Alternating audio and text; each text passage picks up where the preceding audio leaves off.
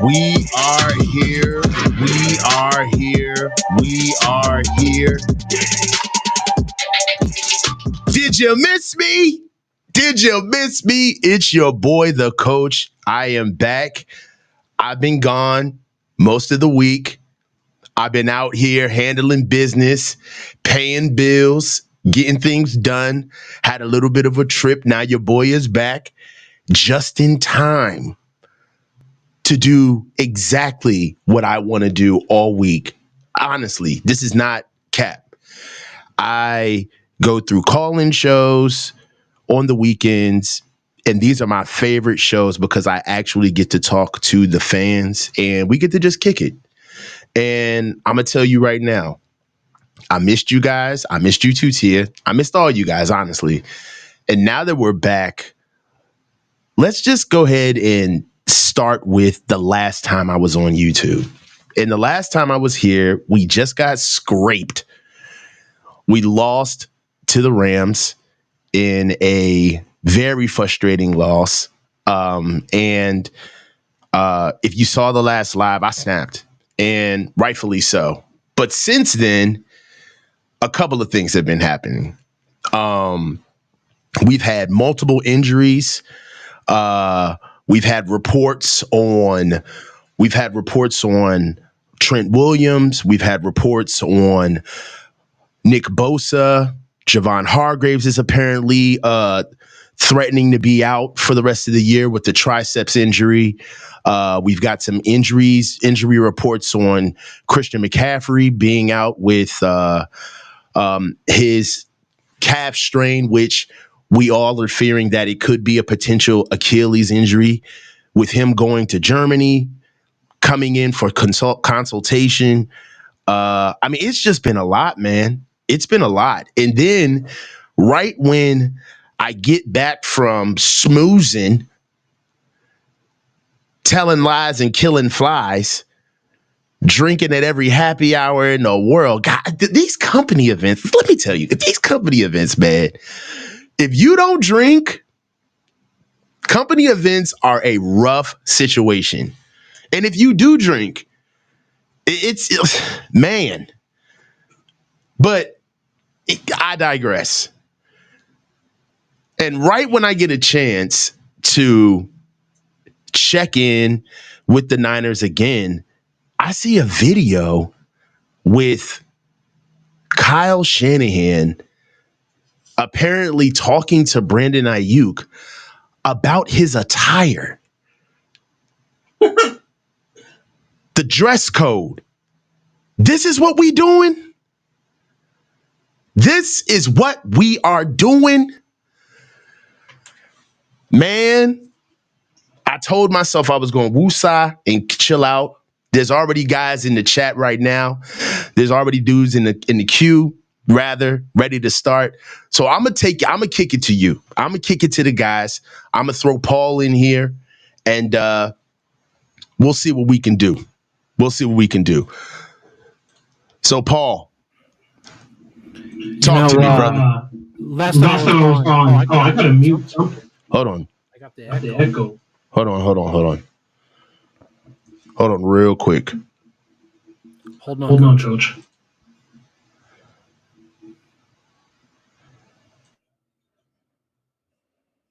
Go ahead, Paul. You got headphones? Yeah, go ahead. We're good to go. Let's go. Let's go, Paul. I wanted to say, last time I was on, I was calling in during the game, talking about those same old sorry-ass Rams, and we got fucking smoked! Talk about it. Okay, I hate it, Coach. Look, we suck, okay? I've seen bad. I've seen real bad. Mm-hmm. I've seen us take Alex Smith because we were so bad. I've seen us do all kinds of things. But we fucking suck. I got to get that out of my system. The other thing I got to get out of my system is what you said here. Brandon Ayuk. Just put your fucking clothes on, man. They're black shorts. You're just like a team, bro. Like, does coach really have to chew you out in front of everyone? Why are you wearing your red shorts? You got the memo, right? Why are you throwing a little temper fucking tantrum out there? Like, I don't get it.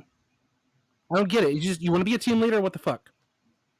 And last time I was on, we talked about Brandon Ayuk dropping the ball. I left a comment on your video afterwards, and some people talking about how Ayuk doesn't have drops or anything like that. Drops stats are a fucking lie, bro. It says he has 2 drops on this season. He had 2 drops in week 1. He had 2 drops in that first half of that Rams game. He's had like 5 or 6 drops, but they only record him for 2. Like, Brandon Ayuk was dropping the ball so much that, what is it? I don't remember the name of the original page, but they basically have Gridiron Heights. And, like, they're making a joke about him dropping a call. And they're like, Ayuk, another drop. Like, bro's dropping the ball. You know? Like, there's no 2 ways around it. It's frustrating. We got to beat them Patriots, you know? They suck. How bad do we suck?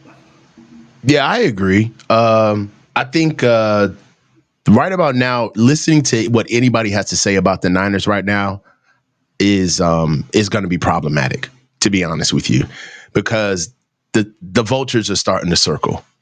There are one thing that we have to realize is there are so many people that have been waiting on what looks like to be the moment when we fall off. Do you understand? There are so many people in the media who are tired of hearing about us, that are absolutely sick and tired of seeing us get to the stage and not finish it. And rightfully so. Sometimes you get tired of seeing people. You get tired of people. You get tired of people seeing people win, and at some point, you get tired of seeing people lose. Yeah, people don't want to see us host championship games and then just blow it. People want to see competition, and we're not bringing it. We're not living up to the hype. We are the Buffalo Bills. I know there's other people talking, Kyle Levy or whatever. I get all that. There's the people that wanted to throw Brock off a cliff or whatever. I'm not even going to recognize Nick Wright in his comments. It's not worth our time here. It's the Niner channel and all that. But yeah, the haters are going to hate. It's going to happen. But in the end, we can step it up. Like, as a team, they got to do their job. And I love the energy you bring, Coach, on game day, telling Kyle to run the damn ball and everything else in between. That's why I'm calling in, because I really care about you. I care about Jesse, which is where I saw you from. I care about all these great channels that put the real energy. Y'all are real. I ain't going to call it any names that I don't think are real. I'm just here to give the compliments to the people who deserve the flowers. That's why I call in, because I care about the time and the host and everything. Hey, Paul, man, I do feel the love, bro. Like automatically from the engagement, the comments, the times that you and I have spoken to each other, bro. And really, I feel like my reactions to the game, I feel like I get caught up in Takesville, where it's like take after take after take after take. And sometimes you can ask, like, dude, is this dude even a fan? And it's like, you know what? I need you guys to see what I go through during game day. Like what the raw emotion of what takes over when I go through a game and watch us play. So thank you, man. And I'm going to keep going, man. Tomorrow's going to be a banger. So tune in. No, I definitely will. And a guy that I work with, he's a Vikings fan, but I love how he said his emotional stability is irrationally tied to what professional athletes do on a field far away from me, right? Like, my happiness is irrationally tied to what these 49ers do. It shouldn't be, but it is. It has been my whole life. It probably always will be. Red and gold till I'm gray and old, or whatever you want to say. Fuck, I love these Niners, bro. I love them when they're winning. I love them when they're losing. Fuck, I love these Niners, and I just want to see them win more. We all got the curse, brother. I'll talk to you. Thank you so much for having me. No problem, man. Looking forward to the rest of everybody else out there. Let's go. Bring it. Let's do it, boy. Hey, Steven, you ready for me? Steve, what's good, bro? Here. Can you hear me? Yeah, what's up, man? You good? Hold on, let me you a little. Let me throw you this way. Did you hear about? Oh, 2 quick things. I don't know if you heard the press from today, but the running back coach was saying that Garendo's looking good in practice. So I think that'll be a load off of Mason. Even though we need a run, we need to make a shirt set. But Garindo, You're breaking up a little bit, I think that's going to Steve. be exciting for this week. So, am I? Can you hear me? Is that better? Yeah. Hey, work on your connection a little bit, man. Come back to me. We still gonna be open.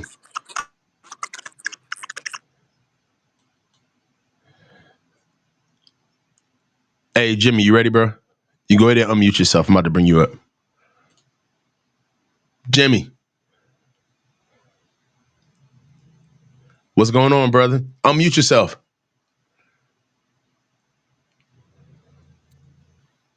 What's up, Jimmy? You hear me now? I got you, brother. What's up, man? Why do you hate me? What? What you talking about, man? You know it is, right? Yeah. What's going on, bro? How are you? Good, man. Talk to me, man. What do you got for me? How do you feel? What are the raw emotions thus far? I mean, and what I want to do is I don't want to drag everybody back. I missed the last couple of days. So we've all pretty much, I don't know if we've all moved on from last week's performance, but what do you want to see out of us coming into this week's game tomorrow? I want to see them stop the freaking run. They're getting run all over. Mm-hmm. And I want Campbell benched immediately. I want Yadam benched immediately. This defense this is the worst freaking defense I've seen since 2018. Yeah. It's so frustrating. Well, what it is that it used to be for us.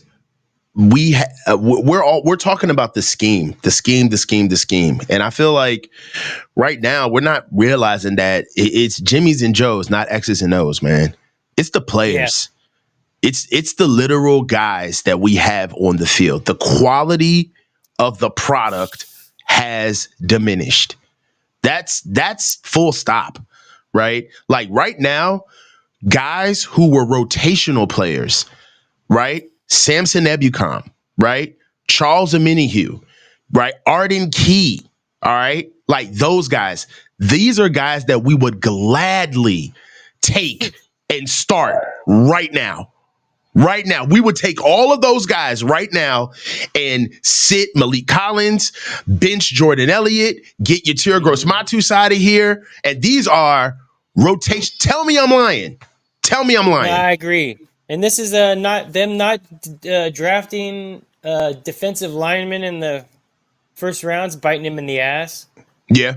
I mean, I guess this wasn't a big talent for edge players, but we knew coming in the season that we were light at the edge, and now we got Floyd who's not doing shit. I don't know what's with this guy. Is he still injured or? He's just he's just not strong. He's getting older. He's not strong at the point of attack. I'm seeing him getting thrown out of gaps. He's built for speed, man. I mean, and right now, to be able to get the optimal windfall from what Leonard Floyd has to offer at this stage of his career, he's got to be a package guy. He can't be out there for 60 snaps a game. That can't happen. Right?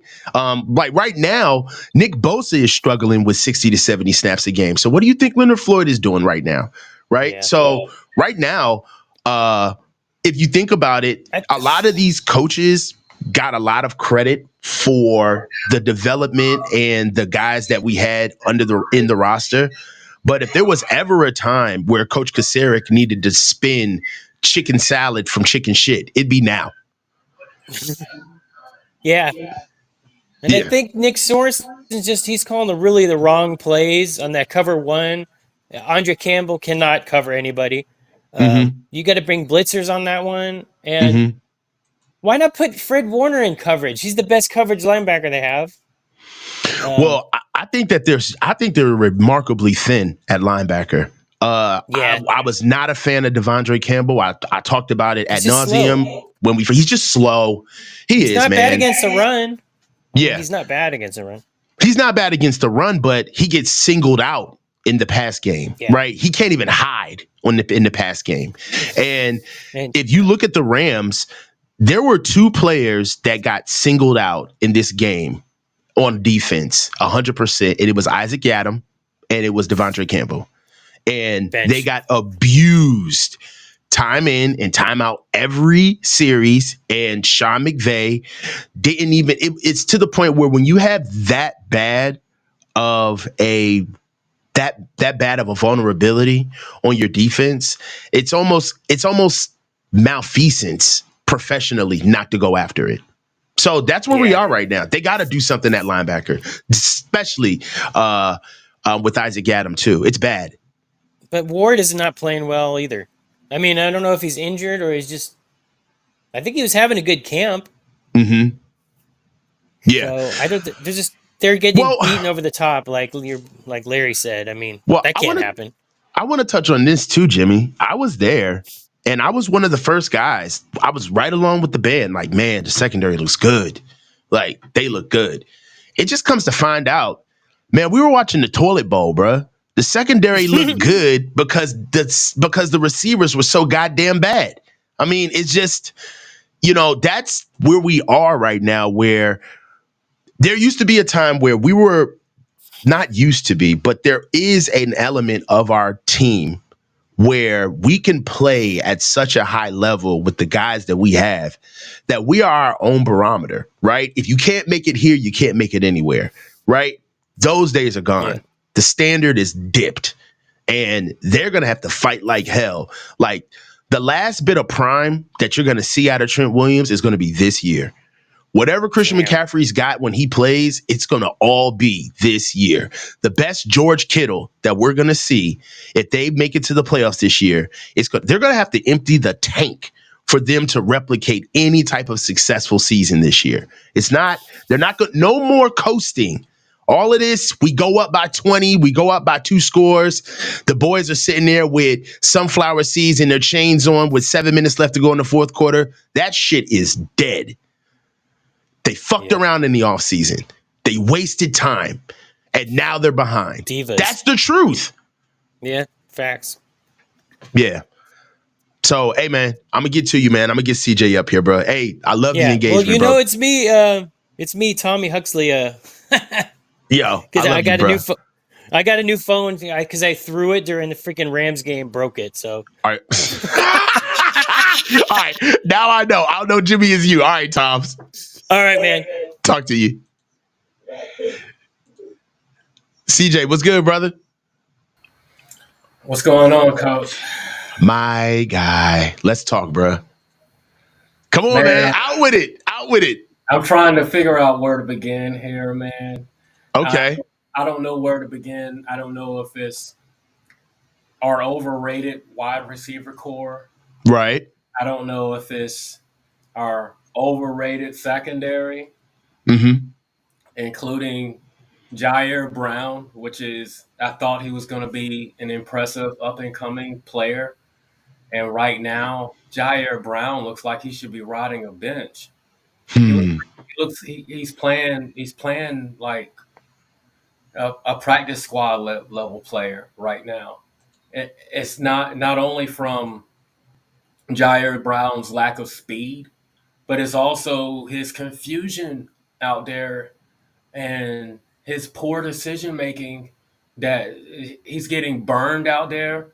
He's taking bad positions. Like the Jefferson touchdown was his doing. Yeah. In the Minnesota game because he carried. He was not playing. He wasn't playing his responsibility out there.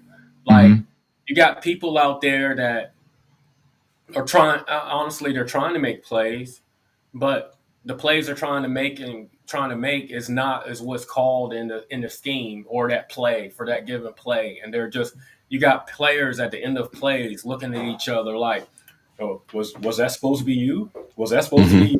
Was that supposed to be you? And I can't figure out what they got going on. And so, when I'm looking at out there, especially with our receiving core, even when Debo is healthy, Debo is supposed to be in this great shape and all that, skinny Debo and all this. Is it me, or does he look slower Does he look stiffer of an athlete than he's been in the past? Can you answer that question for me, Coach? Yo, so look, man. Let's do it, man. So let's do it. Bruh, I have been saying this for a while. And you know what? I'm gonna be fair. Because we really could get into it and get ignorant and it could be funny and we could really make a good time of it. And y'all know I love to have a good time. But let's just be serious for the moment. Let's be serious. So the deal is that Debo is an incredible athlete. Okay, those are the facts. So he's an incredible athlete. I really think the world of him. And I'm gonna tell you, as time has gone on, I think Debo hasn't really respected his skill set, and he hasn't necessarily preserved his skills. And because of the type of player Debo is, and I've floated this analogy before, and I'm going to do it one more time because I know some of you are going to hear it and be like, Jesus Christ, Coach, stop bringing this up. But receivers are like basketball players, in my opinion, right? And the reason why I say that is because, like, let's take like Kobe. All right. When Kobe first played, Kobe was dunking on everybody. Okay. Kobe was playing above the rim. He was taking his first step, and there was nobody that was not getting dunked on, period. But as Kobe's skills got to the best of their ability, but as he got older, his athleticism kind of waned a little bit. And as his athleticism diminished, what helped him was he was able to lean on his skill set. So Kobe started playing from the free throw line down, right? He developed a post game, right? Kobe started being able to use the fadeaway. Kobe got really good. His footwork was immaculate by the time he got older because he couldn't just blow by you. And that's what preserved his career. And I feel the same way with receivers. I feel like there was a time where Randy Moss was just going to blow by you, right? But what happened was, as Randy has gotten older, when you're a receiver, you learn about stride frequency, right? You learn about slow hands. You learn about spacing on the field. You understand how to get to the top of your route, right? Not to waste a lot of energy on your stem. You develop over time. You can't pick this stuff up, but you develop release packages, right? How to get off the ball in certain leverages, right? To be able to serve you better. Debo has not done these things. He has not worked on these things. His skill set is very much one note. And because of that, what Debo brings is physicality to the game, which is great. But that is some of the first things to go when you are an older football player. Some of the first things that start helping you understand, like how you help you understand how to preserve your career is, I can't get hit. I got to start going to the ground, man. Right? I got to start understanding how to be more economic with my routes. All right. I can't be that physical. There's got to be certain quarters of the game where I will give you 100% on routes. And then there's certain things. I don't think that is something that Debo can lean on. And I feel as though. And he can't block. And he can't block. Thank you. Isn't that ironic? As physical as he is, he can't block. He doesn't like the block, right? He's not invested in it. And it's a waste. It's a detriment. It's honestly a detriment if he attempts to block. He causes penalties. His efforts end up ruining plays a lot of times. Now, I just don't. That's the whole thing. We supposedly got these elite players, but when I turn on the tape on Sunday, or well, not after Sunday, I'm turning on the tape. I'm like, these guys aren't fast. Like no, nobody, I mean, what sold me is the 25-yard pass that Debo caught in week 1 against the Jets. And he came to the sideline. He ran like a little out route, caught the ball. Defender, he reverse field. Defender leveraged, shook him off. And Debo had about I want to say he had about 12 yards of open field where he could have dug in and ran up the field. And that shit was like watching paint dry, man. Like, I heard the gears, like him trying to push. It's not there anymore. Like, that stick your foot in the ground and I'm gone. Like that Dallas divisional playoff game where Debo looks at Kyle and says, "Give me the ball. I want the ball right." Like, that burst, I have not seen that. You don't have it. Yeah. And then he's getting paid the money he's getting paid. Mm-hmm. He's getting paid the money he's getting paid. Kittle is getting paid the money he's getting paid. Trent Williams is getting the money he's getting paid. We re-signed CMC. CMC, we don't even know if he's going to even play again. Mm-hmm. And so it's gone. So it's faded. It's almost like the 2014 Niners as far as Jim Harbaugh's last year, where it was just like all these great players that were on the team all of a sudden just hit a wall. And the majority of them are about semi-retired or all the way retired, or their games is just not what it was. And I can't put my finger on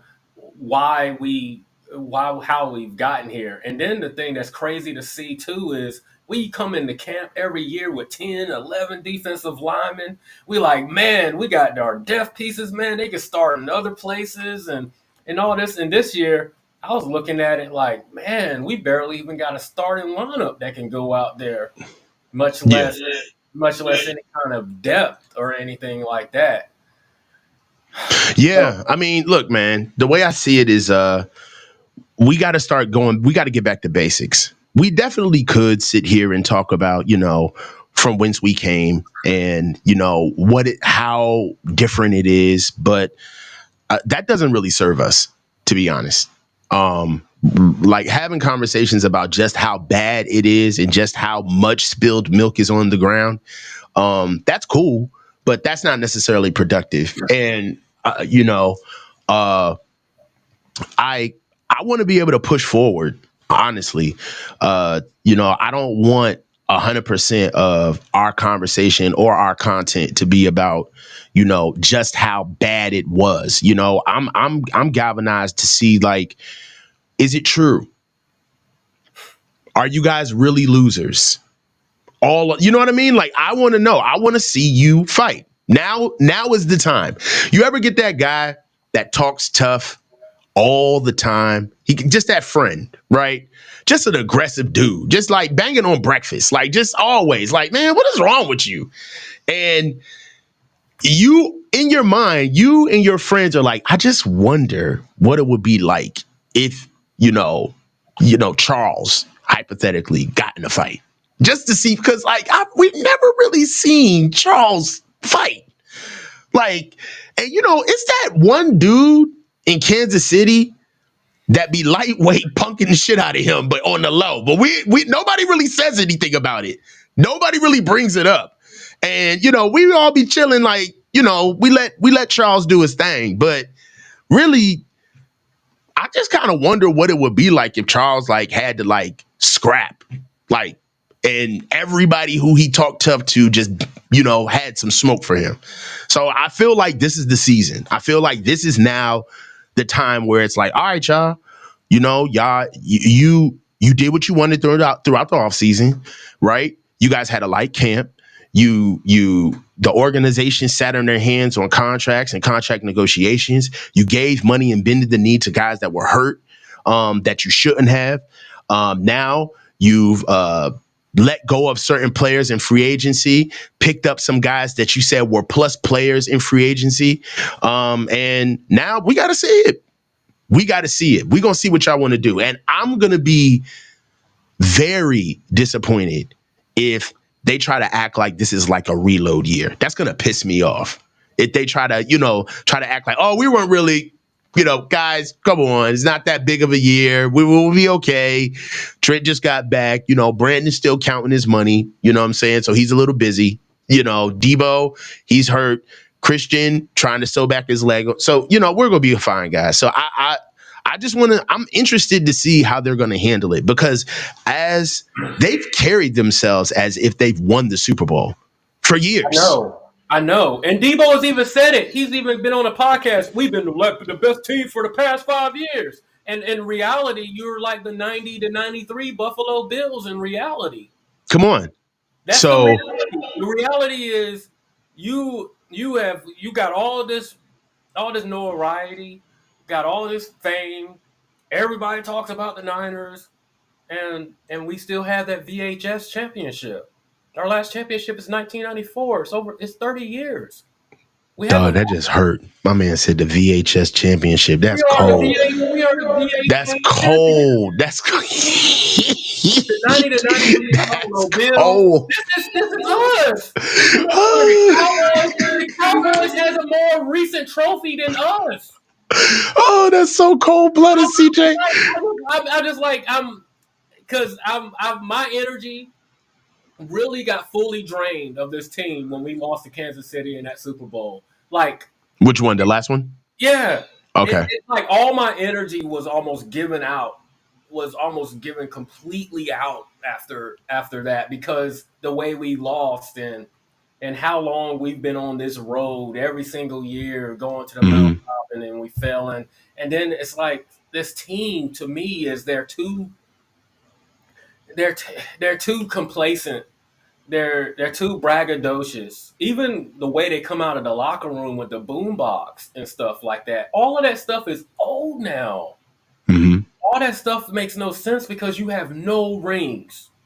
And it's like 10 years from now, they're going to come out here, honor this such and such team like we did with the 2012 team. Like, what are you honoring them for? They didn't win. So So what I'm looking for going forward is get the rookies out there, get our young players out there. And if D Winters is ready to go, get him out there and get Campbell on the bench. If Renato Green or whatever, he ready to go, man, get Yadam and put him on the bench.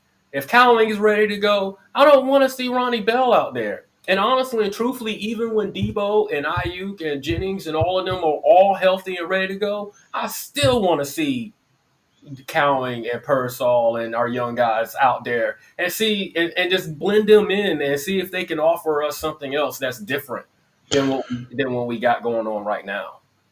I think, all right, so what you're talking about, I agree with, but I think that the difference between what we want to see versus how the Niners are going to move forward is I think that they always want to be winning at all times. They're never going to put themselves in a position where they're just letting rookies see what they can do. And in Kyle's mind, they already have a well-running machine. So there's a standard that you have to adhere to as a newcomer to be able to make it on the field. And the scrutiny is you got to be perfect, right? There was a time on this team where if you fumble once, we don't see you anymore as a running back for the year, right? You make one big blunder as a rookie or as a young guy, you're done. And that's kind of, in a way, for Kyle, I'm not mad at him. For him to build that type of standard and for it to actually work and the team to be successful and to have guys really want to step up and become viable right away, or they know they're going to get shipped out, that's something that every coach, that's their dream. But that doesn't mean that that's the best version. That's the best situation that you can have as a coach. Most coaches don't get that. Most coaches have to play young guys. Most coaches have to develop guys and build the plane in the air. They got to get guys ready during the season to actually get them the reps. And I feel like we haven't had to move. We've had that luxury of not being able to do that for a long time. But now it's over. For us to save the season, young guys are going to have to play. Like Cowling's going to have to play, right? CMC's not coming back anytime soon in my estimation, at least before our bye week. All right. So are we really going to ride out? Jordan Mason until the wheels fall off, Isaac Guerindo's got to get going, or at the very least, Patrick Taylor Jr. See what he's doing, right? Like they got to get guys on the field now. They just can't. What we have as far as the core ain't enough. It ain't enough. Yeah, and I'm looking at the comments right now, and they're talking about, man, the Patriots get us this week, man. Somebody needs to get fired.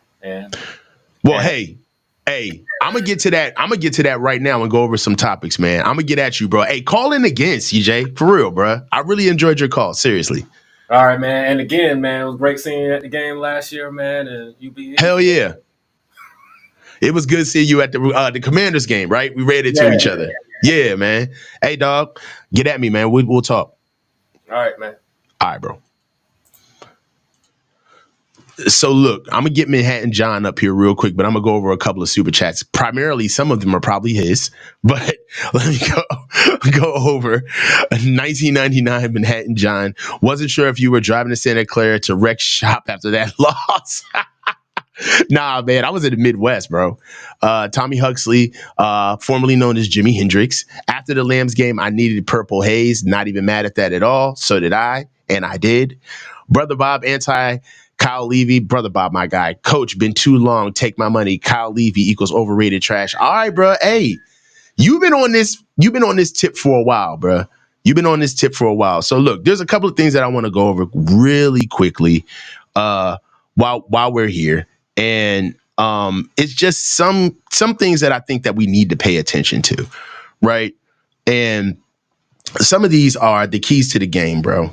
The keys to the game that we need to pay attention to coming up to see the the New England Patriots, man.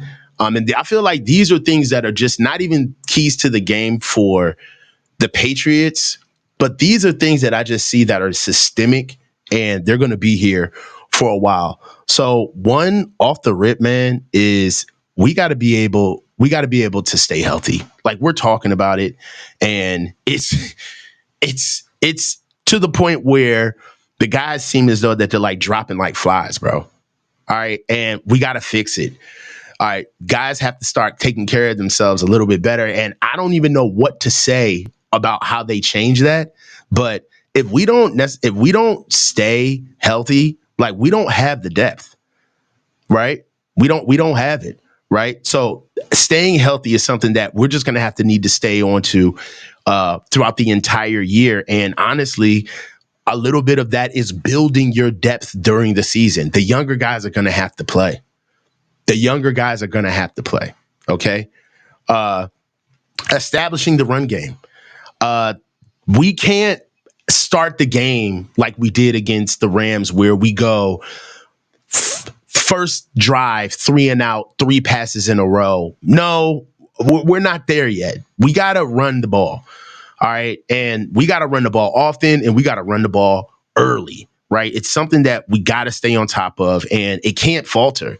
And because of that, Patrick Taylor Jr., Isaac Guerindo, they're going to have to get those guys going because it just can't all be JP Mason.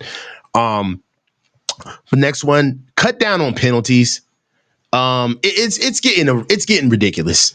The false starts, the timely penalties. It's not even the amount or like the sheer number, but it's the pass interference by Devondre Campbell, right? Not even more of the penalties, but just the mental errors. Right, the drop passes by Ronnie Bell, the wrong miscommunication, the misreads by Brock. I'm looking at you, Brock. I'm looking at you, man. We got to get better. Last but not least, next to last, stopping the run. I mean, that could have been all 5 topics, right? But we right now, they got to do something about the interior defensive line, because as we talk about Devondre Campbell is not the problem in the run game.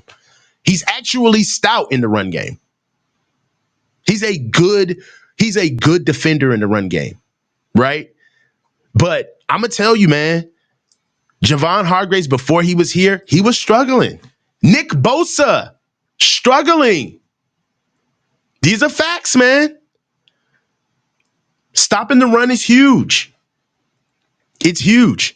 And it can't be ignored. And we've been talking about this since Eric Armstead was let go.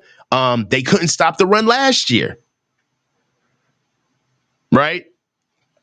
And lastly, learning to finish games.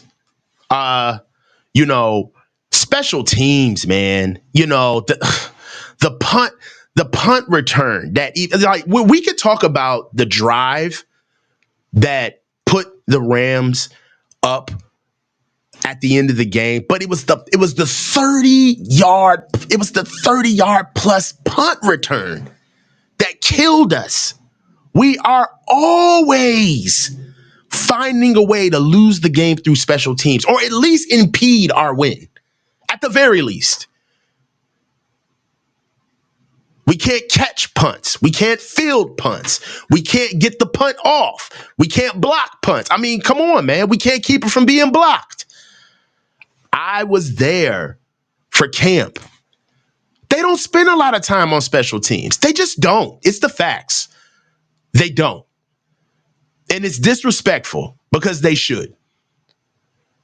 They spend one period on special teams. It's about 8 to 10 minutes, and that's it. They move right along. They let Money Moody kick a couple of picks. They let Moody make a couple of kicks. He makes them, he misses them, and they move on. And they move right along. So, hey, they got to learn. And this is crazy because this is supposed to be a savvy team. But either you're getting better or you're getting worse. Right?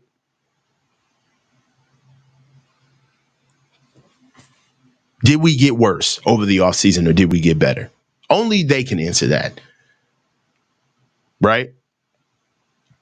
So look, want to take the super chat right here. Samir Azir, thank you. Your tweet, coach, after this season, it's time to break up the nerdy, kind of sassy hot girl and she'll be better girl for someone else. It's not meant for us. It's not me. It's you, Kyle. Niners roster. Yeah. It's time. Thank you. Hey, but right now we're going to go ahead and switch over and get Manhattan John up here. Manhattan John, what's good, brother? Hey, Coach. Thanks for having me on. Can you hear me okay? Yeah. Okay, cool. Yeah, I just, in general, no one likes to hear their baby's ugly, I think, yeah, dude. I think a lot of us, after that awful offseason and then signing Trent and signing BA, thought we were after the Jets that it was just going to be plug and play, we're good, best team in the NFC. And after last week, there's no hiding it. We're definitely not the best team in the NFC. But I think if we focus on some of those things that you mentioned, we can fix it and we could still win our division and see what we got in the playoffs after all the rust has been shaken off. But I agree with you, man, that a lot of our key guys are they're older and they're not performing quite the same that they were. And your point about us not leaving anything on the field and everyone's going to have to push as hard as they can to just even come close to what we were playing at last year might be true. But with older guys, when they do that, that's also how they get hurt. Yeah. So, it's a tweaking of the outlook on the season, and it sucks to just not think we're going to be the number one seed, win one playoff game, and be back in the big game. But, yeah. I think I was a season too soon. I had us going 9-8 last year. I saw it. But what I didn't see is I didn't see Christian McCaffrey having over 400 touches last year. You think about it, man. They spared no expense on getting as much as they needed out of Christian. And now we're paying for it. I know. And other fans in the NFL for other teams, they look at it and just think that it's Kyle. But everything we heard that it was Christian just chasing those records.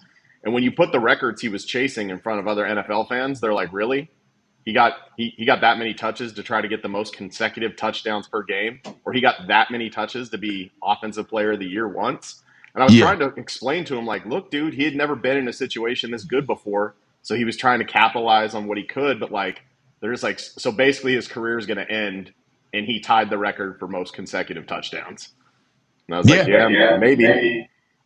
Yeah. I mean, I don't know, man, because there's so many things that you could say about the Christian situation that's just not productive, right? But it leaves a bad taste in your mouth. You know, why did you sign him knowing that this boy was hurt? And for them to say, oh, well, we didn't know he was hurt, like, stop it, man. Stop it.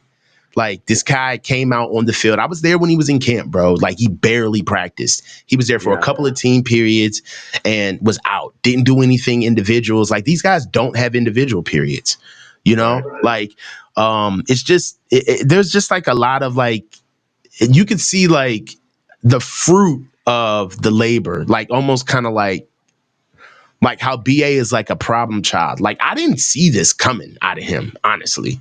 But I feel like in certain ways, and I was mentioning this earlier in a conversation, that I feel like BA kind of wants his like comeuppance. Like, all right, now I make $30 million a year. Oh, this dude, all right, I'll keep going. Now I make $30 million a year, you know? And, you know, I get to wear whatever clothes I want coming into practice, or I get to be like Kyle Juszczyk while the rest of the team is going through form running and stretches. Kyle Juszczyk comes out without his pads on, and he gets to sit in the middle of the field and do his own individual stretches. Or Debo will work off to the side while the rest of the team is stretching and kind of do his thing. It seems like they all have like their own little like proclivities, like their own little special, I'm this curated athlete that only has this special need to the team. So I get to prepare in a certain way that's avant-garde to what exactly the team is supposed to be doing. And in a sense, I feel like that's what BA thinks, that those are some of the perks of becoming a guy. But I think he's like not understanding that no matter how much you get paid, BA, either you're going to be there to be the scapegoat or you're going to be there to handle your job. Hey, so Green Thumb, I'm going to throw you up real quick. You ready for me? What's up, bro? Hey, can you hear me? Yeah, I can hear you. Let's talk. Dude, so here's the deal, all right? Like, everybody thinks the sky is falling, right? Well, honestly, this is still the same team that was in the lead in the Super Bowl in overtime, like, what, 7 months ago? Like, you guys are all sitting here saying, oh, the Niners are old and this and that. Like, dude, you just don't get old in 7 months. Like, realistically, it's still the same team. Like, you don't just get old like that. Well, how else do you get old? I mean, it takes more than 7 months. I mean, realistically, it's still the same players, same team. What's going on here is we just have too many injuries, and you can't sit here and say this team ain't discouraged right now from not winning the Super Bowl last year. I mean, you can clearly see it. The thing is, last year we lost, 3 in a row or something and still went to the Super Bowl. And realistically, we should have won that Super Bowl, if the refs would have called the game correctly. I mean, I'm not trying to be biased or anything, but not a single holding penalty is ridiculous. I mean, you've seen what was going on. I mean, Bosa was held every other play. I mean, Fred Warner was, on a pass rush, and he got tackled on the way to Patrick Mahomes. I mean, should have won the Super Bowl last year. The team is just discouraged right now. A lot of injuries and stuff. They're going to figure it out. They're going to get it together, and we're going to be right back there this year. Now if the refs are going to call the Super Bowl correctly this year is another story.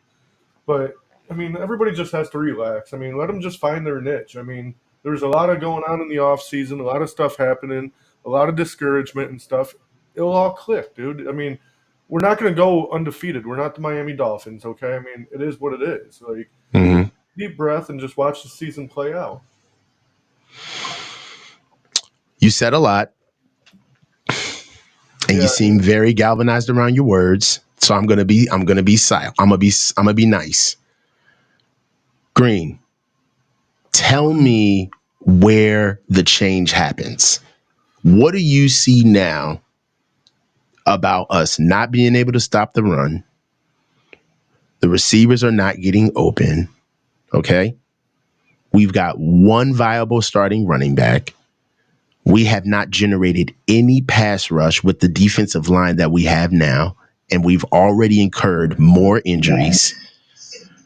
where is the difference coming from? Where are we gonna? Where's it gonna happen, man? Help me out. Help me see it, because I'm here. I'm all ears. I'll give you one word: heart.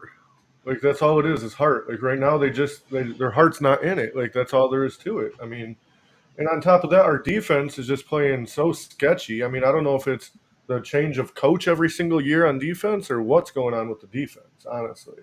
And running back, I mean, McCaffrey's elite, obviously, okay, but realistically, Mason is not bad. Like he is not bad. I mean, if he goes down, it might be a different story, you know, but Mason is not bad. You know, Kyle's calling the game different. Kyle's a piece of shit, honestly. I'm not going to sit here and sugarcoat it, dude. I mean, Kyle is, I don't know, he's the biggest problem in my eyes. But then again, I mean, who are you going to get that's better than Kyle to replace him? Ben Johnson, Bill Belichick. Like, Kyle's not the end all to be all. Like, he's an amazing coach. He's a great coach, right? I think Kyle's going to go down as one of the best coaches of all time. He really is. Like, when you name, like, there's, like, you know, those cheesy top 50 lists, he's always going to be in those lists forever, right? But there's not, like, there's other names that could do a lot with what we have currently other than Kyle Shanahan. Yeah, I'm just here to say that. You're to Kyle and then get somebody that's like worse than Kyle. I mean, ain't that in the back of your mind? Like, do you really see us landing Belichick or somebody like that? I honestly, if I was Jed, I would be looking to get another coach now. Maybe not after this year, but definitely after next year, because you want to be able to actually sell a good coach on something. You don't want to get a retread guy who's pretty much like, not a retread guy, but a young guy who either, you know, he's hard up to get a job, so he's not going to turn down the job because that's how bad the team is. Or you're going to get a retread where, you know, you're going to get a guy who he's kind of a pariah. Nobody really wants him, but because it's the Niners and we have name recognition, he'll take the job. What you want is to be able to start shopping for a guy while Nick Bosa is still here, while Fred Warner is still on this team, while Brock Purdy is here. So you can get a guy who's like, yo, I really want to coach this team. Like, this is a lot. There's a lot of great parts here where we can win now and take off running. Like, so it's not just Kyle, like, in, you know what I mean? Like, let me ask you, all right. So, you know how we keep defensive coordinators every single year? Mm-hmm. I don't know if I like the one we picked this year. You know who I really wish we would have got? I mean, that might be a little far-fetched and everything, but Richard Sherman. I know he's never coached before. I get all that. But the thing is, the motivation he would have brought to the team and, like, the way, you know, players would have been fired up to play for him, I just feel like our defense would have been a whole different defense. Right now they just look like they're dead. Like, they don't have any heart. Like, I feel like with Richard Sherman, it would have been totally different. Honestly, I just think it's not about Richard Sherman or honestly, I don't even think it's about heart. I honestly think that the guys that they have aren't good enough. It's really that simple. Malik Collins is not a very good defensive tackle. Neither is Jordan Elliott. I think that Leonard Floyd is old. I think that Devondre Campbell he's not injured, but he's a shell of what he used to be because of his injuries. I think that Talanoa Hufanga is going to have to take a little bit more time to get acclimated from his injury, and he's not going to look like himself right away. Mooney Ward had an offseason surgery that nobody's really talking about. That's why he doesn't look like himself. Jair Brown is a little bit more confident than he should be, coming in, playing around a very good defense, and moving around on the field as if he can kind of cheat and play loose because he's played with older guys. But now that defense isn't as good anymore, he's starting to get exposed in how on the level of pass defense that he has. De'Amon Lenore doesn't even look like he took a step forward, to be honest with you. So right about now, it all has to work together for them to be a team. And I'm just talking about defense specifically. Pass rush has to be generated because that's the way this scheme is built. It's a vanilla-ass defense, okay? And we've got the reason why we ran this defense is because we had the dogs to do it. That's what we use. That's why we don't get dictated to. We do the dictating. But that's not the type of football we play anymore. All right. So we go. yeah. Do Mhm. you see us making the playoffs? Say that again. Do you see us making the playoffs?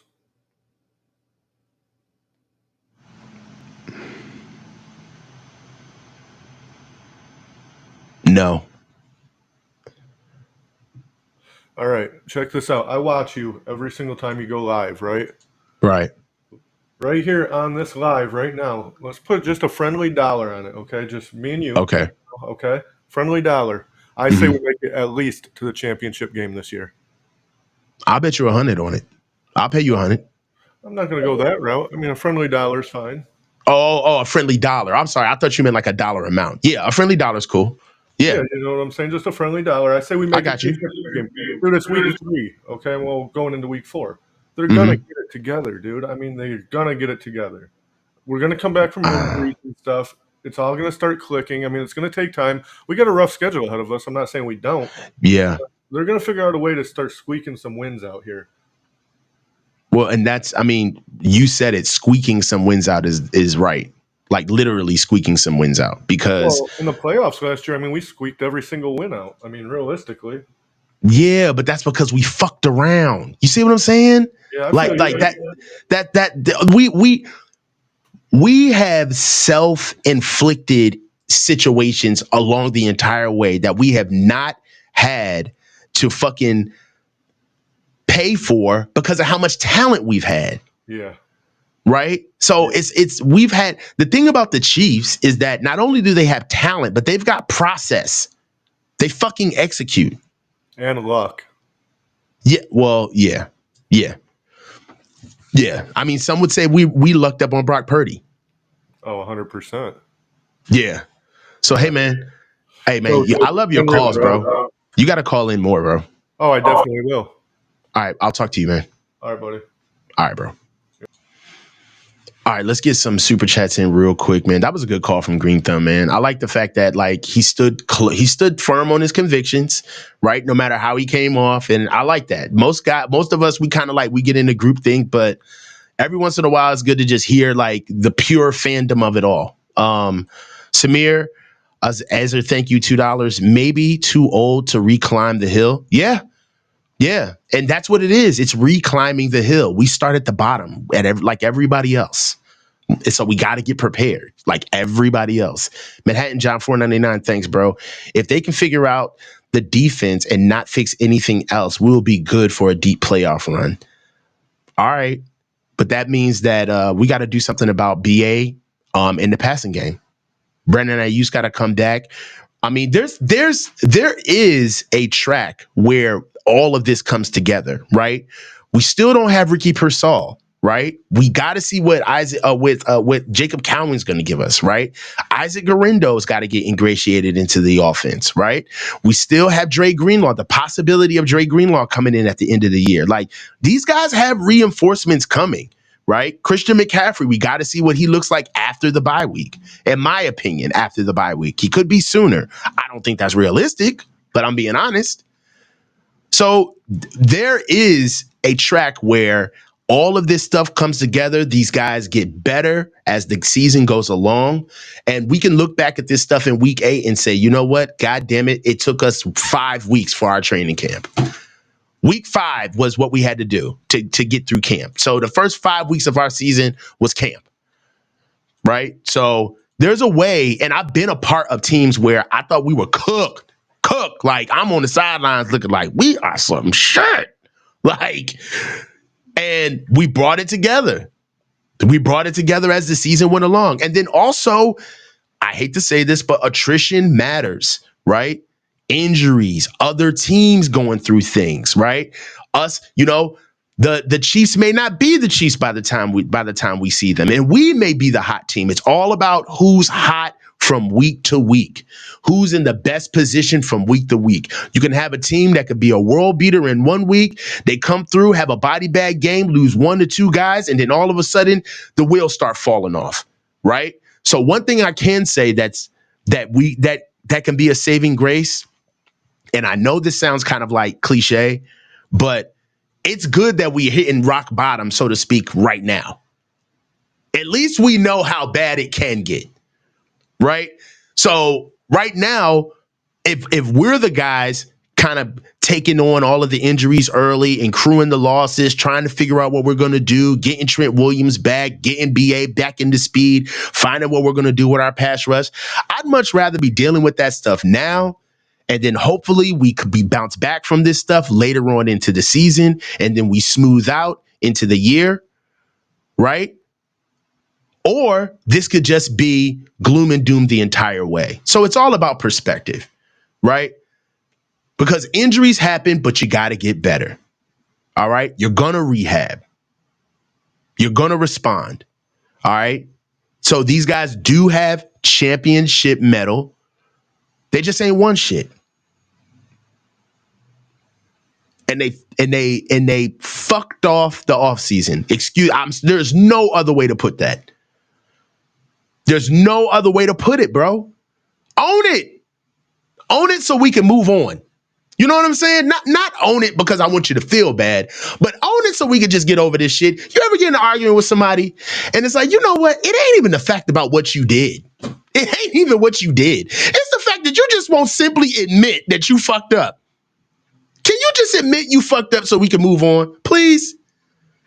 Because you insulting my intelligence right now. That's what you're doing. Right now, you're trying to tell me that the reason why you're 1-2 has nothing to do with the offseason. Absolutely nothing. And all of these injuries and the lack of preparedness and the missed assignments and the drop balls, all of that is because, the Vikings just shocked the hell out of us. And the Rams just, they were ramming that day. Rams are going to ram. Like, is that what you want us to believe? So, you give a little to get a little. Just some self-awareness will go a long way. This is the last call of the day. I got to get my man up here. Brother Bob, what's good? Unmute yourself. Come on, brother. Talk to me. Good morning or afternoon, sir. How are you, Coach? What's going on, brother? Man, it's been too long. Really too long. And I'm sorry I haven't been on the show. I got to get my ass on the show more often, man, because I do miss you. Yeah, man. Miss you too, bro. Same here. So let's get into this, man. Okay, let's go. The last thing you just said is so true. All right. And that is, look, I hate when people just argue for the sake of arguing. I've learned in my old age now just to admit when I'm wrong and move on, right? Yeah. Because you waste time arguing, right? And you hit the nail on the head. The whole offseason was just atrocious, horrendous. Come on, man. We wasted time, man, with BA's contract. We wasted time with Trent contract. If you're going to run it back, get those guys back, get them in shape, get them football ready. You know this, know. So that's a big problem to me. All right. And you know who that falls on? To me, it falls on Kyle Levy. Second of all, this defense, I went to this Rams game, bro, and I met Jesse, ran into Sunil again. The defense, before you talk about scheme and schematics, I'm just going to say this. That damn defense is too slow. And you mentioned it, bro. You said it. We don't have the dogs to run a vanilla defense and just have the athleticism for them to get to the spot. They're going to have to coach this year, Bob. They're going to have to coach. Kyle's going to have to coach this year. Kyle's going to have to. No more of this stubborn coaching where we're going to do it my way because we've got enough players. And if the scheme runs it right, then the play should be right. He can't do that shit this year. This year, it's going to be like, oh, well, the play was open. It's going to be like, no, Kyle. Cole McKivitz sucks. And Brock was running for his life. Fuck your play. Why didn't you change the formation? You know what I mean? Like, come on. We're not about to get lost in the weeds where all of a sudden you want to start doing Chinese arithmetic when we trying to ask you to like just give us a straight answer, right? You know what I'm saying? Like the truth ain't complicated, bro. Look, it's not complicated. The truth is very simple. Yes. Yeah. But first, it's the defense though, because man, Campbell, you said it, super slow. At the game, I'm watching, and I'm like, oh my God, he cannot get wherever he wants to go. He plod. And Flanagan Fly, it's the same thing. He can't. He's out of position most of the damn time. And if you look at our defensive backs, bro, none of them really have blazing speed, but definitely our safeties. And I like Brown. Huff came back from injury. Bro, they slow. Like if you saw the deep pass towards the end of the game that, Ward, granted he had injury too, was coming back from. He couldn't get the 2-2 at, well, whatever. Where was this? That's what I'm saying. Like the defense is too slow to play a vanilla defense, vanilla scheme, right? So to me, that was the biggest problem on defense. Now you talk about offense. Here's the funny thing. I said this at halftime when I met up with Jesse and Sunil. I thought that was one of the best first halves of coaching on offense I've seen from Kyle Levy. Only because I think he was forced to get other people involved. Obviously, we all know about how Jennings looked superb. But and yes, I know Tutu's fast, so you got to have someone who can get over there, play the defense, so that guy at the end of that game know the situation. They're going to try to go deep to him, right? So you have two men, have men over the top on that side. But anyway, so I thought that was good in the first half because he had to coach and go to someone else other than Debo CMC. But my brother, the problem with it, our offense is when you need to score, they can't do it. So we had another double-digit lead, bro, just like in the Super Bowl. All the Super Bowls that Kyle's been a coach in, or even offensive coordinator in, double-digit lead, he can't stop it. So when the other team gets momentum, his offense can't just say, you know what, I got something better for you. That's what you were saying. He has to coach. Now I got to do something different. If whatever they took away from me on my offense, I got to do something different. And that leads me to another thing, bro. Now we hear that they put Burford out at tackle. Man, you've been saying it. I know I've seen you say it several times. If a guy plays tackle in high school and in college, you might want to try him there in the pros because at least he knows that position, right? Yeah, I thought they should at least try. I let that go. Like, okay, so the reason why I let stuff go is because I never coached in the NFL, right? I never played in the NFL. I know I'm like NFL adjacent, but I'm truthful. You know all these guys who be like halfway dealing with, yeah, I was in around. Like, no, you wasn't. You know what I'm saying? Stop capping. So I like sometimes I check myself when I see things about the game that I don't understand. I don't want to immediately just say, man, this is wrong. You know what I mean? Because I don't know everything. So, and football evolves, right? Football evolves. So, my thing is that when they didn't want to play him at tackle, I was really trying to see it their way. And I do this a lot where I'm like, all right, well, he's quick. He's fleet of foot. You know what I'm saying? He's really athletic, not that strong, but maybe they're going to get him strong at guard. And plus, we're playing inside and outside zone. He's really got to be fast. He got to wall people off. He doesn't have to be that strong. And I completely forgot about how steadfast I was on like, yo, y'all should just really let him try tackle. Like at least because I remember right tackle was like a big deal at the time. And I was like, bro, like, can we he played a lot of left tackle and right tackle in college, bro. Like, and for what it's worth, he was like one of the best recruits in Texas that went to UTSA when he was supposed to go to a much bigger school. So it always kind of made me wonder why they never put him at tackle, but I hope to see what they're going to do. You know what I'm saying? Agreed, but here's what kills me. Now they're kind of forced, from what I understand, to play him there because, well, what happens if Moore gets hurt, who may have to start in place of Trent Williams? So if they would have did this when he first came into the league, maybe he would have experience playing tackle in the NFL. But yeah, man, I think and by the way, my little ass, I was on the bench. That's what I played bench. The pads are bigger than me. But my point is, you can still with a brain see things that just doesn't fit. And if a player is used to playing a certain position, why not try him there? I get it. He may not have the measurables to play certain positions in the NFL, but didn't they say the same about Brock? Didn't they say the same about Montana? Not comparing those two, but still, just because you don't have certain arm length doesn't mean you cannot play tackle or cannot play a certain position. So anyway, man, going back to this, the drafts, man. I think this is where the drafts are coming back to hurt us under Cal Levy. So Hold on. many Let me get this. Let me get this out real quick, Bob. Hey, Bob is the last caller of the show, guys. On the last caller of the show, I kill the link. So I don't want anybody to feel as though that they're coming in with the link. And if you're trying to come in, we're going to get you on the next show, guys. So I just want to be clear to everybody who's trying to get in the show right now.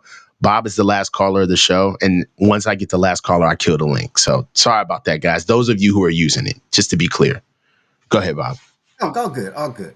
So, yeah, man, I think that the drafts that we've kind of like pissed off and not used properly is coming back to hurt us now. Because look at it, we've lost a lot, and I'm not talking about the particular players, but with Trey Lance, we lost 4 draft picks, 3 first and a third. But she won't let me in. Anyway, so we lost those draft picks, and we don't have anything to show for it. Ditto with some of the third round draft picks, Trey Sermon, TDP, that we have nothing to show for it. Granted, those are running backs, but again, we could have used those draft picks someplace else.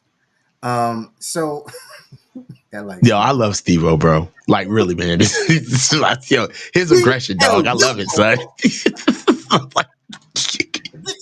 Yo, he can't help but troll, bro. I love it, son. I don't know why, bro. Man, that's me. I love trolling. I do it, bro. I'll be with the shits, bro. I love that shit. Go ahead, bro. Hell yeah. No, I'm just saying. So for me, man, I wish that Kyle Levy and whoever's making the draft picks, but to me, everything stops. It starts and stops with him, right? And we know he has ultimate say per what they've released over even John Lynch. So I've got a problem because we should have addressed our offensive line with draft picks. And I just think that's the biggest and safety too. I don't like having a safety who's not fast, who's just doesn't have speed, Anyway, before I get off this, I gotta say this. I know you said Kyle Levy is probably gonna go down, you believe, in the top 10 of coaches.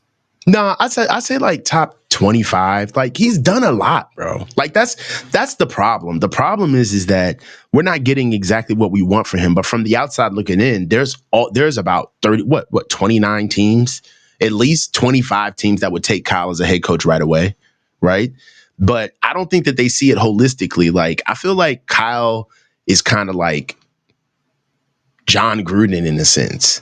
Like, he came in, he has a lot of, it's like he came in with a lot of support, more support than any coach gets, right? Like, Kyle had decades of support of a Rolodex of coaches that came in.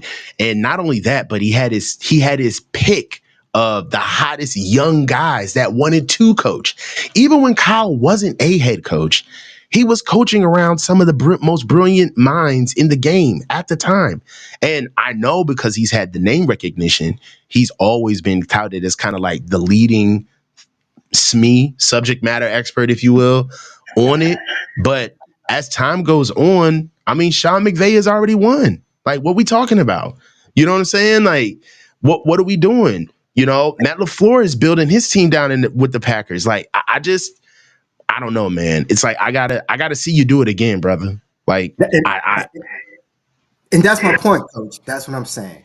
Like, he's been, quote, successful, but it just depends on what you deem successful. To me, the biggest thing he's done really came into the world with his adopted last name, Shanahan, because I know it's Levy. I know that it's really Levy.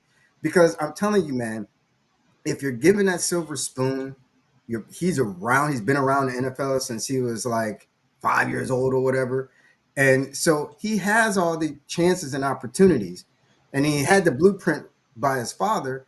But the fact that he can't get over the hump, the fact that he can't be the truly successful one to get a Super Bowl when you've had 2 opportunities as head coach with a double-digit lead and another opportunity as an offensive coordinator with a double-digit lead, you got to somehow be able to seal the deal, right? I don't care if you can go to prom with the hottest chick if she's leaving with another dude, right? Like, oh, True. great. You got to come home with that trophy, bro. You got to seal the deal. So, and I hate to be negative, but this is why when I was sitting I didn't want to even go to the game, to be honest with you, right? I'm in a new law firm. Let me plug it. Congratulations, man. Thank you, man. And I'm now in management, but let me plug the firm. It's called Jacob and Ronnie. Call Jacob, right? So he's got season tickets right there, like second row on the, I think we're at the 15, 20-yard line up. Side. But bro, I didn't want to go because I'm like, man, this is a game that should be a good right game. And I'm like, I know we're gonna somehow f this up. I knew it. And I got text to friends where I'm saying I'm concerned about this game. Plus, I had to be completely sober, right? Because I'm with my boss. So anyway, man, that was my concern. But they can be as drunk. Ain't that crazy that you got to be as sober as possible, but they can be as drunk as they want to be? It's so wild. I just came back from like a work trip, bro. It's like, dude, like, how are you my boss? Like, you're a shit faced. But I got to be a stand up tomorrow. Like, this is bullshit. Go ahead, bro. This is a bull. Yes, bro. Go ahead, man. I gotta watch you. Yeah. No, man. And you know what was funny is we walked around when we first got there because he's literally like in section C128, bro. So on that ring at SoFi, you get right by the owner's box. And I saw John Lynch with his hog head sitting there. Didn't even look happy. And so I'm just concerned that when I see this team, I just don't think that it has enough. Now, let me just address a couple super chats. Someone said, hey, it took Andy Reid 18 years or whatever. I get it, but we have to understand one thing because I'm a huge Niner fan. I got all this money around and I'm just wasting on this team, okay? But at least I got to witness 5 Super Bowl rings. But my point is, we understand that Reid actually switched teams. See, Reid wasn't at Philly the whole 18, 20 years when he got his Super Bowl. He was on a different team. So that took a change, right? So if we're going to put Kyle Levy on that same, put him on the, make him Kyle Reid, then he has to change teams as a head coach so he can realize that something he's not doing is right. Something he's doing, is just not right. He has to realize that and be able to change it and want to change it. We hear him. When does he ever take accountability? Other than saying he failed Trey Lance, I haven't really heard him say, you know what? My special teams suck. I got to step in and fix it because I'm the head coach. You know what? My wide 9 on defense that's getting exposed because my defensive tackles, by the way, just atrocious. I need to step in. Here's a guy, my bad, coach, but here's a guy who's listening in on all of his different squad coordinator rooms and all this. He's listening to the defensive coordinator, defensive room, listen to all of the linebacker rooms. Well, then step in and do something. You yanked Wilkes out of the booth last year, and the guy you got to replace. Stop it, Alex. I'm sorry. I'm sorry. This is like we talking, and my kid is like out here about to walk in the street. Get over here. Goodness, can't even have a conversation without you wilding out. Yeah, anyway, go ahead. Niners worldwide. Let me tell you, Mike McCarthy, boy. But okay, so let me just ask this. So, for all of the Niner fans like me, are you guys happy with just being semi-close or relevant? Are you happy with that? And another question, are you afraid to change the head coach because you're going to get worse? How about be afraid not changing because you're not getting the best? That's what I'm saying. Why not get the best? Don't you want the best? I want to see that Lombardi trophy in our case again. Number 6. I'm tired of talking about quest for 6. Well, I'll say this. You just have to ask. You have to ask Kyle. Or we were not going to be able to ask him, but you would just have to figure out from Kyle, like, if he realizes that his what he wants most has changed. Like, I don't think Kyle. They're going to tell you that they want to win a Super Bowl, but really, I think that they want to stay hired. Like, they don't want to lose their jobs. Like, and the jobs that they have, they make really good money for the salaries that they have. They're not making entry level coaching salaries. Like, they're making very good money. And from what I've seen, man, is that they sold the soul of the roster to keep a couple of guys paid. They shouldn't have paid Christian. Come on, man. They should have got prepared to move on from Trent, but they didn't. It's almost as if they don't want to go through like the growing pains of keeping the regime alive.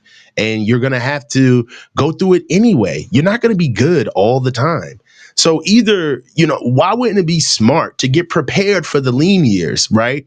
Make the tough decisions now instead of perpetually kicking the can. Like, why? That's what I don't understand. And I think that maybe the reason why they don't do that, if I'm being fair, maybe the reason why they don't do that is because they know that that's a tough sell to ownership, to go to Jed and say, hey, man, look, I know we paid all these guys and I know Super Bowl. I get it.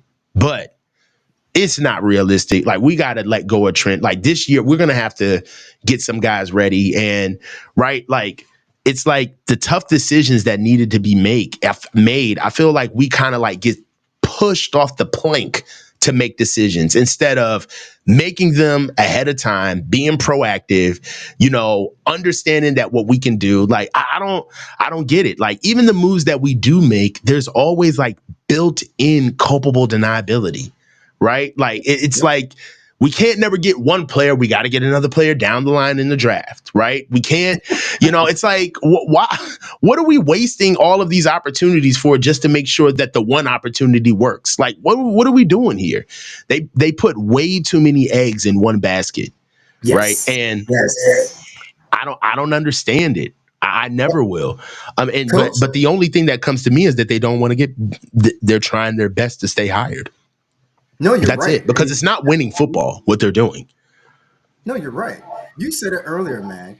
Why didn't they have, I don't even call it a contingency plan, but a couple of years ago, why not draft that left tackle or right tackle for the future, though? Why not? You're not going to have Trent Williams forever. That was the thing about Bill Walsh. I hated, my favorite player is that guy right there. And I hated when he traded for another guy that I like, Steve Young. But I saw what he was doing. He's like, look, Montana's not going to be here. The Niners will outlive Montana. So I want to have still steady going up. Championship teams are just ready to rebuild when need be. Have them on the roster. I was talking to Marco. Got to plug that guy. He and I had a good conversation, bro. He's like, but look at what the Packers have done. They've had three legit great quarterback or two legit great quarterbacks, and we'll see what happens with Love. But what they did is they sat those quarterbacks down, let them learn, even though they were first round draft picks. Why don't we do that? We could have did that with a tackle. We could have. Anyway, listen, I don't want to go on and on. I just want to say this because someone put this up, and I know it was Jen. Those defensive tackles, bruh, man. Oh yeah, that's why I put that up, because I know that he wanted to talk about that. Look, bro. They're bad. They're bad. What else do you want me to say, bro? Malik Collins, Jordan Elliott, they're bad, man. Like, look, and we're not even here to say, like, how can I say this? On another team, they would be all right. You know what I'm saying? They'd be all right, bro. I ain't trying to be funny, bro. But like on the Commanders, bro, or like playing for like maybe the Bears. How about the Bengals, bro? They be, hey man, that's a hell of an acquisition. You guys look good. You may squeak out a couple of more games with those guys. But for what we have, for the standard of what not only the Niners have told us their standard is, but for what we do schematically, because we depend on those guys to win, All right. They don't get a lot of help up front.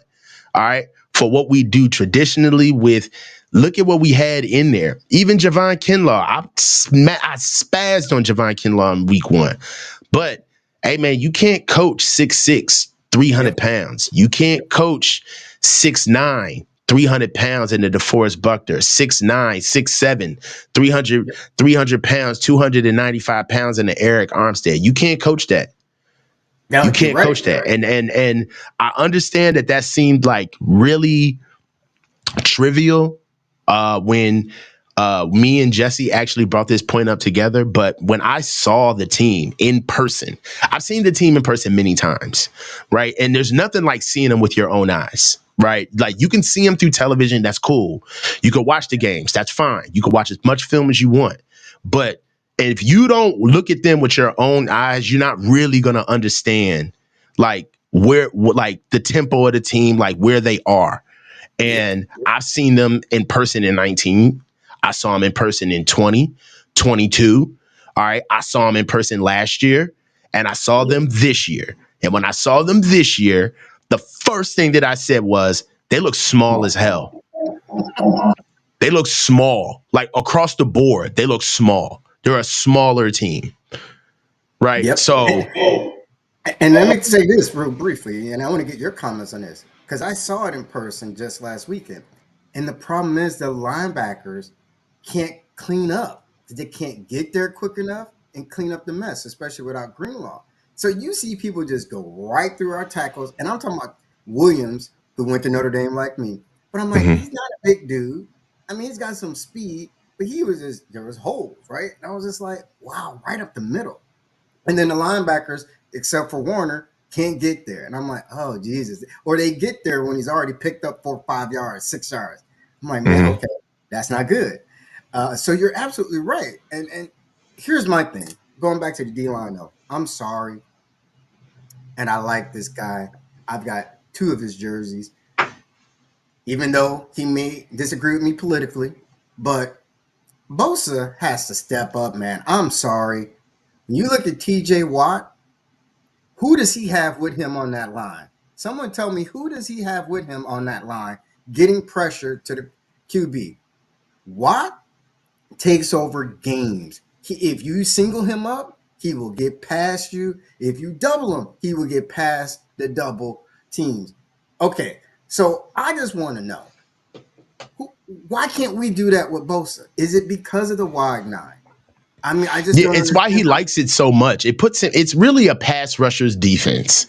It puts him in a position where he's got a beeline to the quarterback at all times, and he can be able to tee off on the edge without a lot of responsibility, especially in passing downs. The thing about it is that Nick has shown that he needs a strong tackle anchored down on the inside of him so he can be able to lock in that perpetual one-on-one that he gets all the time. So he needs a strong D tackle, right? To be able to occupy that guard, right? And then he also needs pressure from the other side, right? To be able to shift that pocket, to keep the quarterback stable. Now, what happens is that when you don't get pass rush on the other side, or you're not congruent in pass rush, there's an imbalance. So Nick can push all he wants on the right side of the pocket, but if the left side is soft, right? They can push that pocket and just move that pocket over there as many times as they want to and just leave Nick chasing. It's a game of inches, man. I don't care how much energy you expend. If you just get a fingertip on me, that's a lost rep, period. Right? Another thing about Nick is that I just feel like he's spending a lot of time trying to make plays happen in the pass game, but it's costing him in the run game. Right? Because guys are running right under him. Like the same way that we engineered for Aaron Donald, we engineered for Quinnen Williams, right? The same way we do that. Guys, people do that to Nick Bosa every week. They engineer around him, right? And the problem is that we just got to starting to see some consistency from him. Now, look, if we want to get catty with it, you're making a lot of money, bruh. You're making a lot of money, bruh. You know what I'm saying? I need more cowbell. I need more cowbell. You got to give me something. You know what I'm saying? Right. So I'll give you that. But I'll say that I'm willing to give Nick a little bit. I'm gonna shoot him bail. Like I'm gonna help him out a little bit. I'm gonna give him some more time. He was here throughout the offseason. He came, he showed up, he had a hard camp as much as he could. But I'm giving him a couple of more games just to see. I got you. And I'm just what I'm saying is, man, do you think because I know some people say, oh, there's Hayward. He's not as dominant. Okay. And yes, Pittsburgh has Patrick Queen, but I would take Warner over Queen any day. Oh. So Sentinel, you wildin'. What do you say?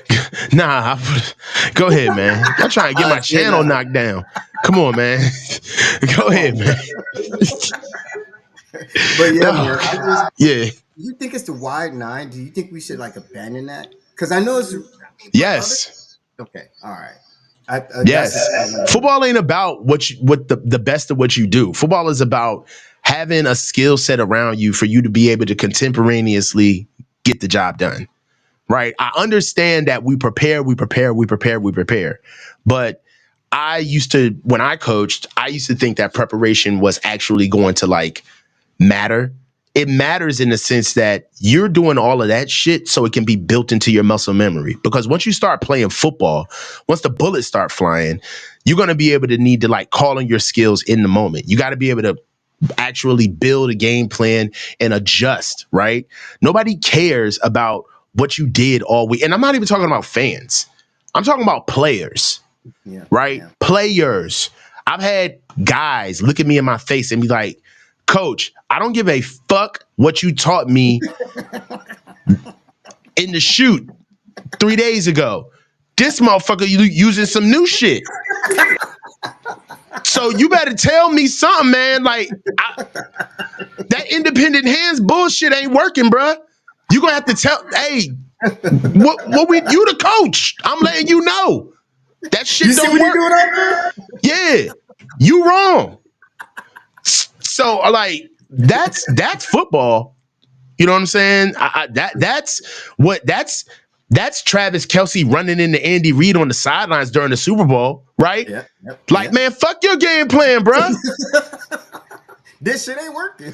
Hey, one last thing, bro. I know I saw this, I think twice at this last game. Now I'm defending Bosa, so I don't want anyone to get this the wrong way because I do have 2 of his jerseys, right? I got a black one and a red one. So look, why was Bosa dropping back in coverage? I don't think that plays. That's Brandon Staley. I know. See, okay. That's what I told Jesse at halftime, bro. And I'm like, okay, don't do that. This whole Brandon Staley defense, it didn't work with the Chargers. So I don't. Okay, never mind. Look, I gotta go, Coach. Because see, I'm getting worked up. Yeah, you gonna go. You about to go. So look, I gotta go. I'm about to get you up out of here.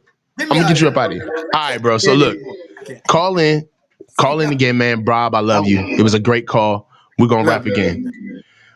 All right, guys. So look, that's the end of today's call-in show. This is how we're gonna do it. Tomorrow, we got the live watch party. It's gonna be lit. Before we leave, I just want to ask one question. Just one. We've talked a lot, and I just need to hear it from all you guys. Is this, oh my God, you took that, you took it right from me. I'm going to put it up too because you called it, Sentinel. Is this a panic game? Is this a win? And, we're tentative now. It's like we won. All right. We beat the Patriots on to Arizona. Let's see what we can do. Or is this, we lose and it's like, bro, we're not making the playoffs. Like, who are we fooling? Who are we fooling? Right? How would you guys feel if we lost this game? Are we moving? Do we say, hey, man, we really got to pay attention to the Cardinals next week? I understand that we lost to New England. That's an AFC loss. We got to move forward. Right about now, if we don't keep our head on straight, we're about to be 0-2 in the division if we keep fucking around because the Cardinals ain't playing. Right? And we got the Seahawks next week. The gauntlet is here. Right? How bad do we need this win? You know what I'm saying? Just let me know. Is this a panic? John said panic game. I panic every play. Boy, you crazy. Hey, man, let me know. How do you feel about this one? If has it all come down to this game? And what does that say about the fragility of the fan base? Right? Think about that. At 1-3, think about how what confidence and what faith you truly have in this team is if 1-3 can make you say, you know what, after all of the wins, all of the Super Bowl and NFC Championship game appearances, at 1-3, that's enough for you to say it's a wrap. It's a wrap. One would ask, did you believe in the first place? Or had you been waiting on this all along? I don't know, man. I don't know, but look, tomorrow, 4 p.m., 4:05 p.m. Eastern, which is, what's that, 1:05 p.m. Pacific, I'm going to be here for the live watch party. We're going to watch every play together. It's going to be a live one. And at the end of it, hey, man, either I'm going to be livid or extremely happy or satisfied. But you guys know how it gets when these games turn on. I'm 100% fanned out. I care about our boys. I want to win. It's about us. Fuck them. We ball 100% across the board. So you already know how I'm coming tomorrow. But for what it's worth, man, I just want to thank all of you for tuning in, for sticking with me. I am back. This little pocket of me being out for like the past 5 days, I got to pay some bills. And now the cat's out the bag. YouTube don't do it. So I had to be back. Hey, it's the coach. I'll talk to you. Stay low and keep your feet moving. Talk to you guys, man.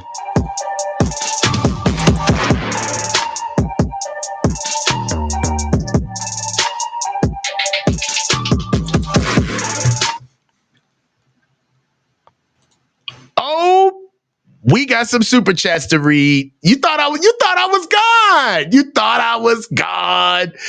I'm not gone. We got some super chats to read. Y'all trying to go sneak them in there on me. Let's get these super chats in here. So look, Gen 3 Cali 199, have y'all talked about the interior D-line play? We talked about it ad nauseum. We saw you in the chat. Thank you. Keith Murray, the unbeaten 199, thank you. How long did it take Andy Reid to win a ring? I think 20 in his 21st season, maybe 20 years. I think. Are you trying to say that that's what we need to do with Kyle? Really? You trying to tell us we're going to wait 20 years? Are you saying that we need to stay with Kyle for 20 years, Keith? Is that what you're saying? Stop. Jesus. Keith Murray, the unbeaten 199. People act like this is Kyle's 15th year as a head coach. All right, bro. I see what you're doing. Jen Cali, other 199. Thank you. Other teams are playing hungry, not the Niners. I understand. Jen Cali 199. Thank you. I'm almost 50, and they got me thinking I can play. Hey, I dusted off the cleats. Ricky Williams, 999. Thank you, brother. The D-line used to be the staple of our team, the backbone. Hit the panic button. We need to make a trade if we're even talking about a now or never season. So that means that we're DOA now, in Ricky's opinion. Jen Cali 199, thank you. The D-line doesn't keep the guards off the linebackers. That's what they're supposed to do. Brother Bob, my guy, $2. Had to go, Coach. Kyle Levy's raising up my blood pressure if we lose. I'll talk to you guys. Hey, again, tomorrow I will be here for the watch party. And it's your boy, the coach. Stay low and keep your feet moving, guys. Talk to you.